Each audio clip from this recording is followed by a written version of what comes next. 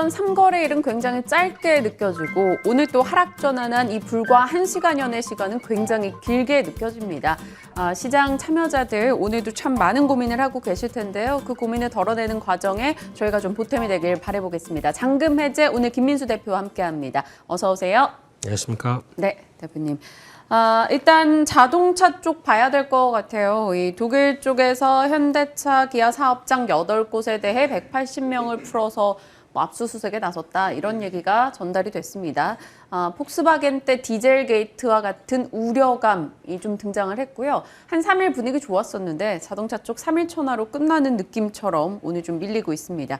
악재긴 악재예요. 근데 이거 뭐 앞으로 봐야 되는 상황인 거잖아요. 네, 내용들을 좀 보다 보면은 조금 냄새가 나긴 합니다. 네, 그런 부분에 대해서는 워낙 현대기아차가 유럽 쪽에서 잘 나가다 보니까 네. 그에 따른 견제 시각도 좀 있지 않을까라는 생각도 들고 있고요. 왜냐하면 이 뉴스 관련된 쪽에서 벌써 지난 유럽 쪽에서 2018년도에 디젤차 배기가스 관련된 이런 여러 가지 혐의가 좀 벗어났습니다. 네. 그래서 무혐의 쪽으로 나왔는데 또다시 지금 이렇게 된다. 라는 얘기는 거기다가 또 신문을 도배할 정도로 좀 크게 나오죠. 거기다 뭐 몇 명까지 투입됐다라는 얘기 뭐 왜 필요할까 이런 얘기가. 근데 거기서 나오는 변화를 보게 되면 아무래도 약간 좀 경종을 울리기 위해서 나온 변화가 아닐까 생각되고 있기 때문에 그럼에도 불구하고 지금 저희가 느끼는 것은 자동차 쪽이 며칠 좀 강했다 보니까 거기서 차익 매물과 시장의 여러 가지 변화가 같이 나오는 정도로 해석을 해야 될 것 같고요. 그만큼 잘 나가니까 견제가 있다라는 쪽으로 해석하는 게 낫지 않나 싶긴 하지만 아무래도 지금 변화로 봤었을 때는 2분기 실적 발표와 함께 나올 수 있는 수준과 기대감들이 조금씩 더 올라가 있는 상황이다 보니까 네. 그에 따른 변화도 생각한다라고 되면 오히려 지금 단계에선 뭐 낙폭이 좀 커진다. 그러면은 봐야 될 대표적인 섹터가 아닐까 생각되고 있기 때문에 뉴스 관련된 쪽의 확장은 또 악재가 좀 더 커진다는 쪽으로 해석은 아니지 않나 생각이 들고 있습니다. 지나친 비관은 조금 피해볼 수도 있겠네요. 일단 더 빠지게 된다면 오히려 기회일 수 있다라는 뉘앙스였습니다. 자, 피팅 업체들 오늘 좀 돋보이죠. 오늘뿐만이 아니라 최근에 시장 대비 확연히 괜찮습니다. 태광이나 뭐 성광밴드, 상강, M&T, 에너지 혹은 조선에 대한 관심도가 올라갈수록 이 피팅 밸브 이런 쪽의 관심도 같이 증가하기 마련인데요. 잘 가고 있어요. 올해 내내 시장 대비는 괜찮았습니다. 이 중에서 뭐 마음에 드는 거 있으신지요? 뭐 예전부터 마음에 들어왔고요. 예, 지금도 계속 마음에 들고 있고 뭐 잘하고 있고 이게 쉽게 말씀드리면은 에너지의 하나의 한 축으로 보시는 게 맞겠다고 네. 봐야 될 것 같고요. 이게 피팅 밸브 쪽은 일단 조선에 연결되는 조선 기자재로도 볼 수 있는데 대표적으로 또 하나 연결될 수 있는 뭐 플랜트 쪽이 강화되기 시작한다. 그럼 거기서 연결되는 뭐 보통 이제 LNG 관련된 터미널을 짓는다. 이거는 수출 쪽에서도 지어야 되고 수입 쪽에서도 지어야 됩니다. 그럼 거기까지 연결하는 가스관이나 정유관들 다 연결할 때는 이런 이음새 피팅 밸브 쓸 수밖에 없겠죠. 그래서 앞으로 실적 변화에 대한 기대감이 높아지고 관심이 높아지는 섹터다라고 보는 게 맞을 것 같고요. 근데 지금 피팅 밸브 업체가 원래 3총사였는데 네. 한 개가 지금 안 나왔네요. 하이로코리아가 안 보입니다. 이것도 이제 늦게나마 변화를 좀 가져가지 않을까 생각되고 있고 여기에 포함은 안 됐지만 여전히 피팅 밸브에 충분한 성과를 보여주는 회사가 좀 작지만 강한 회사가 몇 개 있죠. 대표적으로 DK랑 같은 경우도 많이 빠졌다가 이제 좀 변화가 나오지 않을까 싶고 또 하나가 BMT라는 회사가 있습니다. 네. 이런 종목들도 다 연결을 시켜보시되 생각난 건데 또 원자력 발전도 연결이 될 수 있는 부분들이죠. 그렇기 때문에 이런 종목들도 같이 보시면서 먼저 태광과 성광밴드가 선발주자로 움직이고 나머지 종목들이 따라가는지 이들도 같이 체크하시면서 보시는 게 맞겠다라고 보고 있습니다. 확실히 하이로코리아도 조금 강하게 진행이 되고 있고요. BMT까지 추가 코멘트 달아주셨습니다. 피팅 쪽에 대해서는 긍정의 시각을 그대로 유지한다라고 얘기해 주셨어요. 다음 종목으로는 카카오뱅크입니다. 시간이 갈수록 낙폭을 조금 키우는 흐름 확인이 되고 있네요. DB에서 리포트를 냈어요. 성장성마저 둔화되고 있다. 플랫폼이 되고 싶은 은행인데 성장성도 둔화돼서 투자 매력도가 조금 낮다라는 뉘앙스였습니다. 오늘 장 7%의 급락, 오른 것도 없이 빠지고 있는 카카오뱅크에 대한 전략은요? 네, 플랫폼과 은행이라고 하셨죠. 플랫폼도 별로고 은행도 요즘 분위기 썩 안 좋습니다. 그러네요. 두 개가 합쳐졌다고 하게 되면 시장에 대한 소외가 나오는 부분이라고 봐야 되겠죠. 그래서 이 부분을 생각했을 때 한때는 플랫폼에 대한 어떤 밸류를 더 주는 부분들, 아니면 또 은행이 금리 인상기 쪽에 조금 더 긍정적이었던 모습들, 이게 다 사라진 상황이다 보니까 지금은 좀 부정적으로 보는 게 맞을 것 같고요. 그렇지만 뭐 그렇다고 지금 여기서 단기적으로 낙폭을 더 키운다라고 보기는 또 이제 오늘 진행된 부분이 있기 때문에 아마 추가적으로 빠른, 그러니까 좀 잠깐의 변화는 좀 기대를 할 수는 있겠지만 여전히 지금 트렌드에 안 맞다라는 쪽에서 흐름들을 찾아가는 게 더 맞는 종목이 아닌가 생각됩니다. 네, 일단은 비껴놓고 생각하도록 하겠습니다. 궁금했던 개장 특징주들 살펴봤고요. 오늘 대표님의 당금 해제 종목은 무엇일지 열어보겠습니다. 첫 번째 종목부터 확인해 보시죠. LX 인터내셔널 상사주입니다. 인플레 수혜 기대감 첫 번째 포인트 열어봅니다. 종합 상사주예요. 이 포스코 인터내셔널이나 LX 인터내셔널이나 상사주들이 올해 2월부터 5월까지 정말 좋았거든요. 그런데 6월에 딱 들어오면서 한 두 달치의 상승분을 그대로 토해냈어요. 오늘장의 반등에 대한 대응 뭐 좀 주셔야 될 것 같은데요. 네, 이럴 때가 기회라고 봐야 되겠죠. 인플레이션의 수혜 쪽으로 바라보다가 또 하나 곡물 가격 좀 하락하고 약간 나머지 쪽 인플레이션 압력이 줄어드는 게 아니라는 쪽에서 주가는 밀렸는데 이런 때는 여전히 기업 내용들 바뀐 게 없다라고 봐야 되겠죠. 그중에서 지금 확인해야 될 게 LX 인터내셔널은 종합상사입니다. 네. 종합상사는 예전에 미생 혹시 기억나십니까? 네, 거기에 장그래가 다니던 회사죠. 네, 그때 많이 보셔서 아시겠지만은 항상 해외도 나가고 거기다 뭐 자원과 관련된 쪽에 여러 가지 트레이닝도 많이 하고 하는 회사입니다. 그러면 지금 같은 시점 쪽에서 이런 원자재 가격들이 상대적으로 작년 대비 아니면 꾸준히 올라와 있을 때 트레이딩을 하게 되면 그에 따른 수수료는 훨씬 더 높게 발생하게 되겠죠. 그렇기 때문에 그게 수요에 따른 관점 쪽에서 지금 보여지고 있는 에너지팜 이쪽이 매출 비중이라든가 또 생활자원 솔루션 특히 어떤 석탄 관련된 쪽들도 같이 들어가게 되겠죠. 그런 쪽에서의 변화라든가 또 하나 LX 인터내셔널은 빠질 수 없는 게 예전에 범한 판토스, LX 판토스죠. 이쪽에 대한 물류 부문이 끌고 가는 현상, 실적에 대한 견인 역할들 네. 이것도 상당히 중요하기 때문에 이런 부분들도 같이 종합해 보게 되면 종합 상사를 왜 지금 그 포트에 필요하겠느냐라는 전략들도 같이 느껴질 수 있다고 생각되고 있습니다. 네. 지금 뭐 세상이 부족하다라고 말하는 것들을 조달하는 쪽의 회사이다 보니까 수수료던가 그런 그 사업 가치가 조금은 더 높게 평가를 받을 수 있다라는 포인트입니다. 좀 더 자세히 한번 들어가 보죠. 인플레이션 수혜라는 키워드에 맞춰서 뭐 지금 하고 있는 프로젝트나 이런 내용들 한번 봐주신다면요. 네, LX 인터내셔널이 지금까지 봤던 것 중에서 가장 또 중요한 게 석탄 쪽에 진심이었던 회사였습니다. 그래서 한때 호주 쪽에서 석탄 광산 지분 인수해서 움직였던 거나 또 인도네시아 같은 경우도 상당히 어떤 지분 인수해서 이어갔던 측면들 상당히 높죠. 네. 이런 측면으로 봤었을 때 앞으로 이 부분에 대한 변화는 계속 또 될 수밖에 없을 거고요. 특히 광산을 인수를 해서 거기서 나오는 또 트레이딩까지 같이 한다라는 부분들은 긍정적이라고 봐야 될 것 같고요. 그런 쪽으로 봤었을 때 또 지금 나오고 있는 대표적인 뭐 내몽고 쪽에 대한 뭐 비료 공장에 대한 인수 이런 것들도 같이 역할을 하게 되면 지금처럼 나왔었을 때 또 인도네시아에 어느 정도 업력을 쌓고 움직였다라고 하게 되면 이번에 인도네시아가 니켈 있죠. 니켈 같은 경우는 어떤 지금 2차 전지 쪽에서 가장 많이 쓰는 또 물질이지 않습니까? 그런 쪽에서 매장량 그리고 생산량 세계 1위입니다. 이쪽에 대해서 지분을 인수를 하는 걸로 타진을 하게 되면 이에 따라서 앞으로 또 2차 전지 쪽의 변화 모멘텀들도 커진다라는 쪽도 같이 생각을 해볼 수 있을 것 같고요. 그래서 한쪽으로 지금 너무 그동안에 약간 화석연료 쪽으로 강점이 있었다라고 하게 되면 좀 다변화시키기 위해서 변화가 나오는데 첫 번째로 물류 관련된 쪽에서 한 1,500억 투자를 하면서 네. LX 판토스 말씀드렸던 이 부분에 대한 거점 기지를 확보하려고 노력을 하는 부분들이 눈에 띄고 있고요.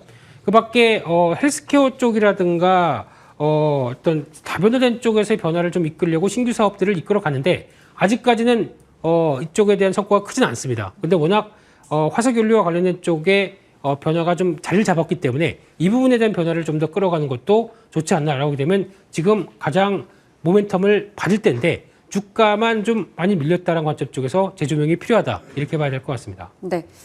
그렇다면 사업부 내용은 뭐 발전적인 흐름으로 진행이 되고 있다. 그럼 그게 실적에는 반영이 될 것인가 체크가 필요하겠죠. 일단 작년은 그 전해보다 실적이 꽤나 많이 는 것으로 기억을 하고 있는데요. 올해도 괜찮게 전망이 나오나요?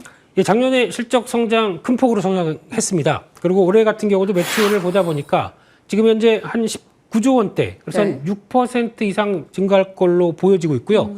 지금 나오죠. 이건 분기 실적이고 연간 실적을 보게 되면 19조면 레벨업, 그러니까 지금 매출 자체가 움직이는 자체가 레벨이 크죠. 네. 거기다가 지금 2021년 작년에 영업이익이 6,500억대까지 들어왔고 올해 8,000억대까지 들어온다라고 하게 되면 상당히 빠르게 외형 성장도 이어지고 있는데 근데 지금 시총과 비교를 하게 되게 되면 올해 이런 실적 나온다라고 봤었을 때 PR이 2.8배입니다. 네, 너무 싼 거 아닌가요? 이 정도면? 네, 그래서 이런 부분들이라든가 또 자산 대비해서 PBR을 생각하게 되면 0.55배.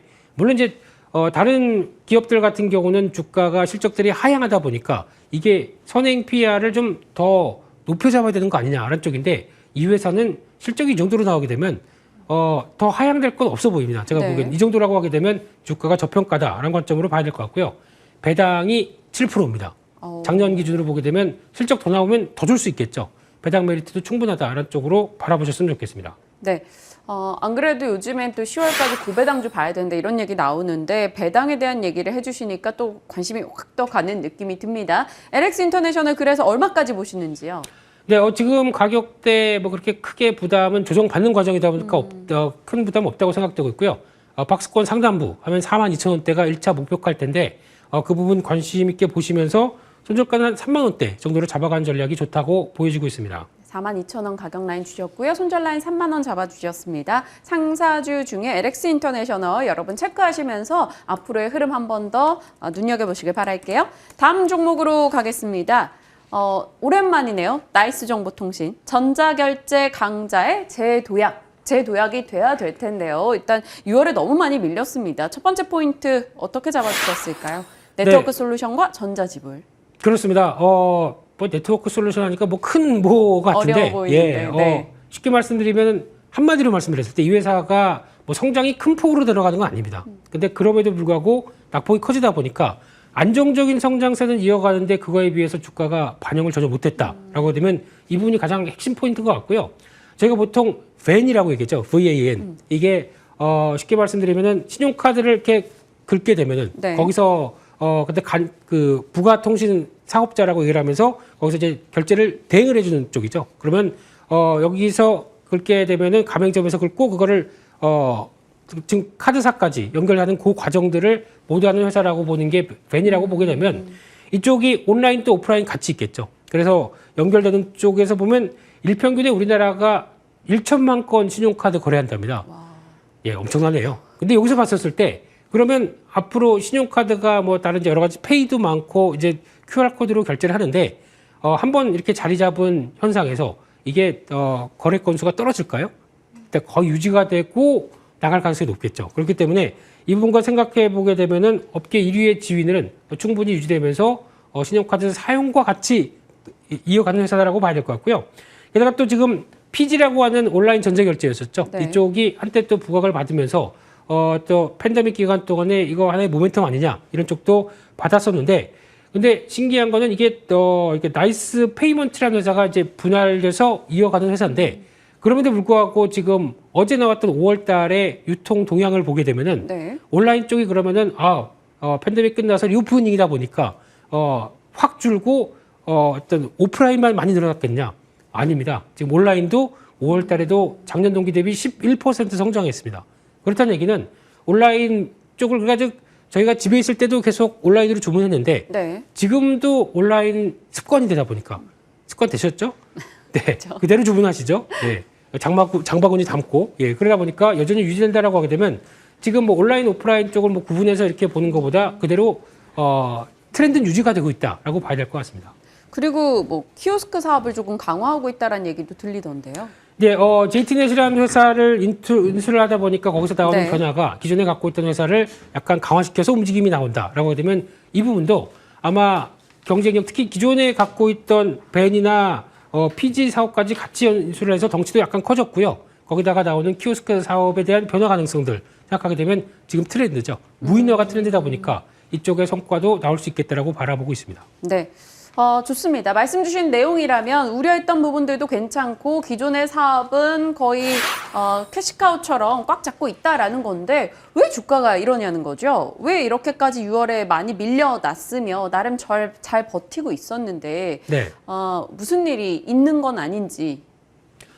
일은 특별히 없습니다. 없는데 그러니까 시장에서 일단 위축이 됐었고 그리고 또 약간 팬데믹 수익주로 바라보는 측면들이 있다 보니까 거기서 나왔던 변화가 좀 아무래도 위축이 좀 됐다고 보는데 그런데 불구하고 현금 흐름이나 나오는 동향을 보게 되면 이럴 회사는 아닐 거라고 생각이 들고 있고요. 그러니까 즉 안정적이다 보니까 과거에 받았던 밸류가 좀 높았던 부분들이 지금은 반대로 밸류 높았던 부분들을 이거 좀 뺏어와야 되는 거 아니냐라는 시장의 흐름들이지만 결국에는 꾸준한 안정적인 성장만 보여주게 되면 이 부분은 다시 회복할 것이다 라는 쪽에 무게를 맞춰야 될 것 같고요. 그래서 지금 말씀드렸던 쪽에서 신용카드 관련된 쪽에서 온라인 쪽은 여전히 살아있다라는 쪽으로 바라보고 있고요. 게다가 또 최근 들어서 비현금 수단이라고 하는 결제가 늘어난다고 하더라도 여전히 신용카드의 지위는 한국은 그렇게 크게 흔들리지 않을 것이다라는 말씀드렸던 부분들이 가장 중요한 포인트라고 봐야 될 것 같고요. 게다가 또 오프라인 쪽에서도 만약에 증가된다라고 하게 되면 과거와 다르게 또 이쪽이 또 하나의 보강되는 측면들이 나오는데 온라인 쪽도 무시를 못하는 게 온라인도 이제 만약에 여행을 간다 아니면 뭐 또 항공권을 구매한다 그러면 저희가 장바구니에서 결제했던 금액보다는 훨씬 더 큽니다.